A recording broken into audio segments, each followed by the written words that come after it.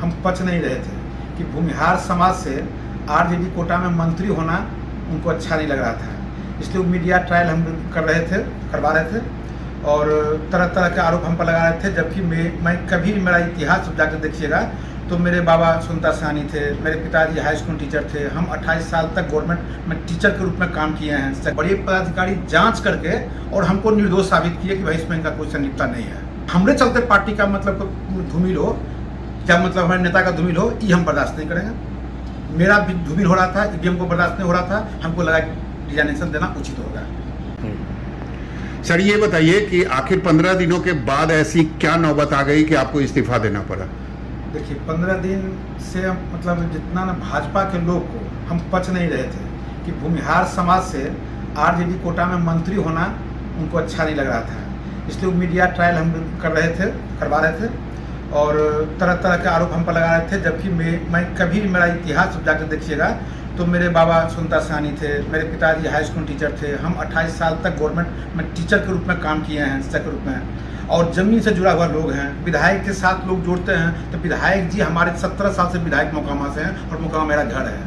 उनके बड़े भाई मतलब वहाँ विधायक मंत्री रहे हैं 10-12 साल, तो उनके साथ भी मेरा संबंध रहा है। तो राजनीतिक संबंध तो उनसे है, दो मत नहीं है। और इसको कौन रूप में लोग दिखाना चाहते हैं हमको समझ में नहीं आता है। लेकिन आरोप तो आप पर लगा है ना? आप बता रहे कि आज तक 2015 के पहले मेरा 50-52 साल की उम्र में एक बार भी कोई केस मेरे ऊपर नहीं हुआ। उसके बाद भी कोई केस नहीं हुआ है। सिर्फ 2015 में एक केस में मेरा नाम जोड़ा गया, कब? जब FIR मेरा नाम नहीं है, 161 का होता है पुलिस के समक्ष बयान, उसमें मेरा नाम नहीं है। 9 महीना बाद 5 किलोमीटर घटनास्थल से दूर दिखाया जाता है कि एक गाड़ी में मास्टर साहब को भी दिखा गया है। तो उसका हम आवेदन दिए बड़े पदाधिकारी को। बड़े पदाधिकारी जांच करके और हमको निर्दोष साबित किए कि भाई इसमें इनका कोई संलिप्तता नहीं है। तो फिर मतलब हम लोग, कोरोना काल था, हम लोग मतलब निश्चिंत होकर बैठ गए कि भाई ठीक है भाई, मतलब निर्दोष कर ही दिया है, कोई दिक्कत नहीं है। लेकिन कोरोना काल के टाइम में आदमी चिन्ह नहीं रहा था उस टाइम, लेकिन मतलब उसी टाइम संज्ञान लिया गया सब लोगों का, तो उसमें मेरा भी नाम आ गया संज्ञान में। तो लगा कि उसको कोर्ट के माध्यम से उस बात को हम रखेंगे, उसके पुलिस का अनुसंधान तो पूरा हो चुका है। तो कोर्ट में मतलब मेरा बात रखा हुआ था, लेकिन उसी को हम न्यायालय पर हमको पूरा भरोसा है, न्यायालय में हमको न्याय मिलेगा। और हम इसी बीच लगा कि भाई इतना ना मतलब लोग हाई तबाह मचा रहे थे बीजेपी के लोग, जिससे हमारा पार्टी का, हमारे माननीय नेता का छवि खराब हो रहा था, मेरा छवि धूमिल हो रहा था।